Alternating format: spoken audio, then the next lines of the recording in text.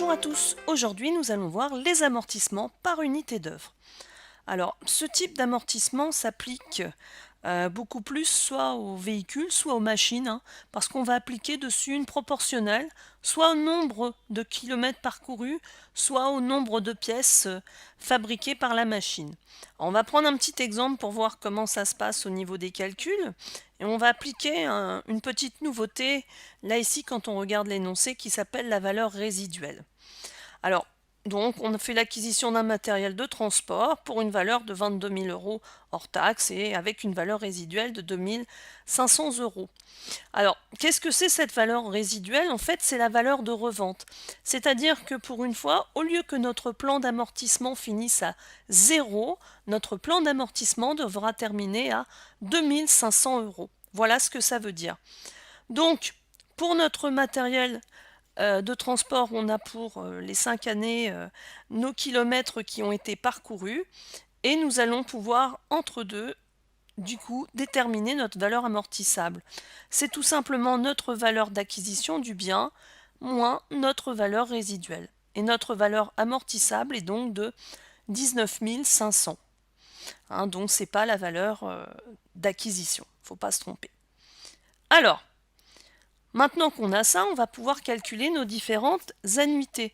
C'est très simple. La première chose à faire, c'est de faire sur les 5 années le total de nos kilomètres. Donc on additionne tous nos kilomètres. Et après, ça va tout simplement être de la proportionnalité. Donc par exemple, l'annuité 1, on prend donc notre valeur amortissable par les 20 000 km sur 105 000 km. Et ainsi de suite. Pour l'année 2, c'est le même système. Ah, j'ai un petit souci, donc c'est les 25 000 km sur 105 000. Voilà. Pour la nuitée 3, vous l'avez vu, je prends mes 30 000 km par rapport à l'ensemble des kilomètres pour avoir mon annuité. La nuitée 4, donc c'est 15 000 km que je prendrai par rapport à la totalité.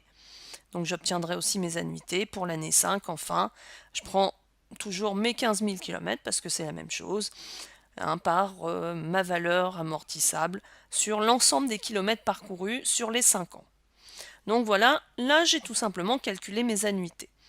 Il me reste maintenant à mettre en place mon tableau d'amortissement. Donc là ici j'ai récapitulé mes différentes annuités et là du coup j'ai mon plan d'amortissement. Donc ma valeur amortissable sera bien de 22 000 euros.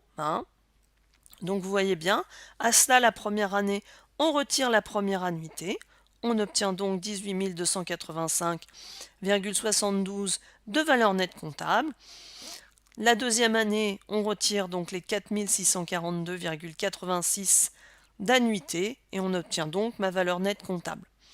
Vous voyez bien qu'à la fin, ma valeur nette comptable sera donc en dernière année de 2 500 euros qui correspond à ma valeur résiduelle comme on l'a défini au début de ce tuto. J'espère que ce tuto aura été simple pour vous. En attendant, je vous dis à bientôt pour un autre tuto.